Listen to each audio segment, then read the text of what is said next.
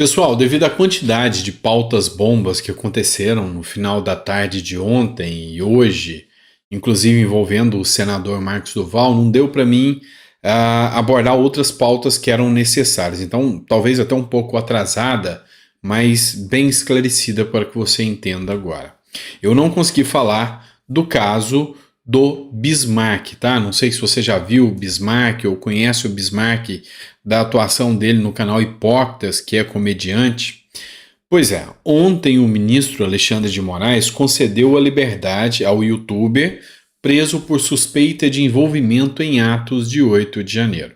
O ministro do Supremo Tribunal Federal concordou com o entendimento da Procuradoria-Geral da República de que a prisão poderia ser substituída por medidas cautelares. Eu preciso que você entenda um pouco mais. O Bismarck, ele chegou a fugir do Brasil por causa da determinação da prisão do Alexandre de Moraes. Ele fugiu para o Paraguai e lá a polícia do Paraguai o pegou mesmo, tendo feito uma solicitação de asilo político. Antes que o asilo fosse deferido, ele foi pego, foi entregue à Polícia Federal lá em Foz do Iguaçu e foi levado à prisão. O que nos chama a atenção? Em maio desse ano, a Polícia Federal e o delegado fez um relatório dizendo que não há mínima, mas entretanto nenhuma, a mínima evidência que comprove que o Bismarck teve qualquer participação ou atuação em relação aos atos de 8 de janeiro.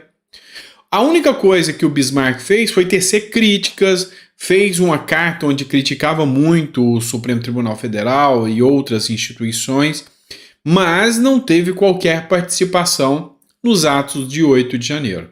Esse relatório da Polícia Federal foi simplesmente ignorado.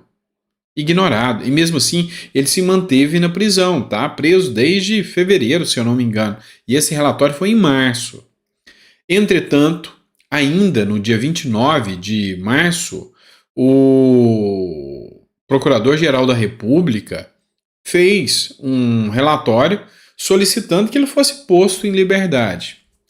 Ontem, à tarde, o Bismarck foi colocado em liberdade, mas ainda está com uso de tornozeleira e ainda está com algumas medidas restritivas. Não sei falar sobre as redes sociais, se ele vai poder participar de redes sociais ou não. Eu acho que não será possível, porque é uma prática que já vem sendo adotada pelo judiciário brasileiro. Eu acredito que ele perderá as redes sociais dele. Mas vai estar solto com tornozeleira, apesar da Polícia Federal falar que não tem a menor cabimento, a menor possibilidade de vincular o que lhe acusam, que é ter participado dos atos do dia 8 de janeiro, com as críticas que foram proferidas. Então, era importante que eu falasse sobre isso. Não consegui falar nos editoriais passados, mas nesse aqui a gente traz isso. Vamos falar agora do Marcos Duval. Ainda está dando o que falar esse assunto. Essa matéria do jornal Metrópolis diz que o Alexandre de Moraes esperou o momento certo para ordenar a ação contra o senador Marcos Duval. O ministro recebeu o pedido da Polícia Federal ainda em abril. Ele quis aguardar e optou por aguardar. E aqui, o mais interessante dessa matéria é que havia um pedido de prisão do senador e também aconteceu um pedido de suspensão do senador do seu mandato pela Polícia Federal. Entretanto, em momento algum, a Polícia Federal pediu busca e apreensão de dados ou documentos em relação ao senador Marcos Duval. Então, o ministro Alexandre de Moraes, do Supremo Tribunal Federal, nesse caso, ao que parece, agiu de ofício. E isso, que é uma prática que, via de regra, para qualquer criminalista aí pode falar, não é uma medida de praxe do judiciário. O judiciário não age de ofício, ele tem que ser provocado. E não houve a provocação para busca e apreensão. Se fosse um caso disso acontecer lá na Lava Jato ou alguma coisa assim, seria negado na hora, seria derrubado na hora. Mas essa decisão foi feita pelo Alexandre de Moraes e não há a quem ou para quem recorrer. Retaliação por ter convocado Moraes. Por ter convocado Moraes para a CPMI dos atos do dia 8 de janeiro. É o que disse o Marcos Duval sobre a operação. O senador foi alvo dessa busca e apreensão e ele falou que já sabia que isso ia acontecer mais cedo ou mais tarde. Ele já tinha consciência que isso poderia acontecer com ele. E realmente, ele já tinha, inclusive, dito isso nas suas redes sociais. Teve uma intimação que Alexandre de Moraes mandou para o Marcos Duval, e ele falou que dane-se, que se dane, lembra disso? Isso aí já foi reverberado em várias mídias, em vários editoriais aí da grande mídia, e a gente falou sobre isso também com vocês. Então o Marcos Duval argumenta que já sabia que isso poderia acontecer. Mas enfim, voltando a explicar, eu já tinha falado sobre isso, mas voltando a explicar. Quais são os documentos que levaram a essa busca e apreensão e quase prisão do Marcos Duval? O que foi que ele divulgou que é tão grave assim? E aqui o Poder 360, ele trouxe esses documentos. Leia documentos divulgados por Marcos Duval que o tornaram alvo da Polícia Federal. A operação de busca e apreensão foi realizada ontem, quinta-feira, contra o senador, e o Twitter dele foi retido, tá constando lá um bloqueio judicial, o Instagram foi excluído e o Facebook também foi excluído do senador. E aqui fala que a Polícia Federal foi atrás do Marcos Duval porque ele divulgou documentos da ABIN. Aquele documento, aqui a conta retida do Marcos Duval, tá vendo? Por causa de uma demanda legal brasileira aqui, ó. A conta foi retirada do Brasil em resposta a uma demanda legal, tá? E para você ler mais ou entender um pouco mais, aí fala do projeto.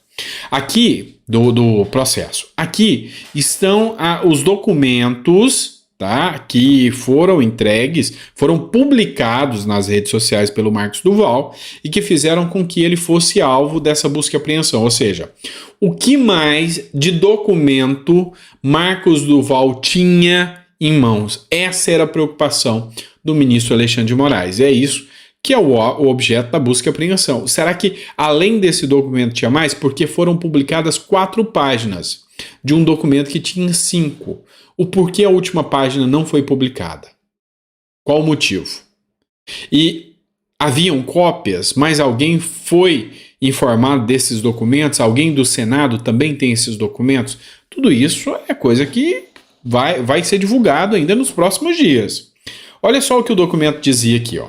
A seguir, planilha contendo conjunto de mensagens encaminhadas via WhatsApp entre os dias 2 e 8 de janeiro. Ou seja, desde o dia 2 até o dia 8 já havia um monitoramento da ABIN de que estava acontecendo uma movimentação estranha sobre os atos do dia 8 de janeiro.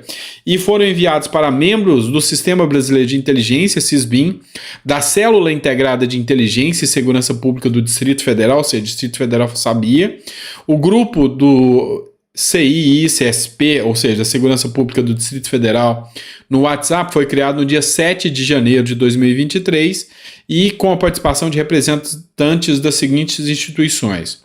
Polícia Federal, então a Polícia Federal estava no caso, já sabia das informações. Polícia Rodoviária Federal, Ministério da Justiça e Segurança Pública, ou seja, Ministério de Justiça do Flávio Dino, o DEINT, né, o CEOP e o Ministério da Justiça e Segurança Pública, a PM do Distrito Federal, Polícia Civil do Distrito Federal, Secretaria de Segurança do Distrito Federal, STF, TSE, Polícias Legislativa da Câmara dos Deputados e Senado Federal. Todos esses órgãos sabiam. E aqui ele publicou esse documento aqui, onde nesse trecho aqui, e essa matéria do Poder 360, só para vocês saberem, ó, contudo, há risco de ações violentas contra edifícios públicos e autoridades. Ou seja, no dia 6, tá tudo marcado que o Marcos Duval colocou aqui, ó. Destaca-se a convocação por parte dos organizadores de caravanas para o deslocamento de manifestantes com acesso a armas e intenções de manifestas de invadir o Congresso Nacional, outros edifícios na esplanada. Ou seja, aqui o Marcos Duval confirma que sabia, que eles sabiam de tudo. E todos esses dados aqui, ó, desde o dia 6, no dia 7 E também no dia 8, às 9 horas da manhã, estava aqui que haveriam, que poderia ocorrer ataques. E olha só, todos esses documentos foram apresentados, poderiam ocorrer ataques mais violentos. Então, aqui por si só já mostra que esses órgãos todos sabiam. Tá? E que se não foram tomadas as medidas cabíveis é porque havia uma omissão. E aí é onde argumenta ainda as narrativas da base, da oposição, dizendo, peraí, Lula sabia. O que Lula foi fazer em Araraquara num evento que não se encontrava na sua agenda? Então, todos esses argumentos de que Lula sabia, de que Flávio Dino sabia, começam a ganhar mais força com esses documentos que foram apresentados aqui pelo senador Marcos Duval, e essa é, com toda certeza, uma das justificativas plausíveis para efetiva busca e apreensão. E aí a preocupação é, quais os outros documentos que Marcos Duval tinha? Porque, olha só, tem gente aí falando, e isso é muito interessante você saber, tem gente aí falando que Marcos Duval era um imbecil, que Marcos Duval era um fanfarrão, isso, aquilo, e que ele era um mentiroso, e que não tinha documento nenhum, que ele era o SWAT da Shopee, tentando ridicularizar Marcos Duval. Mas por que esse documento causou tanto medo assim?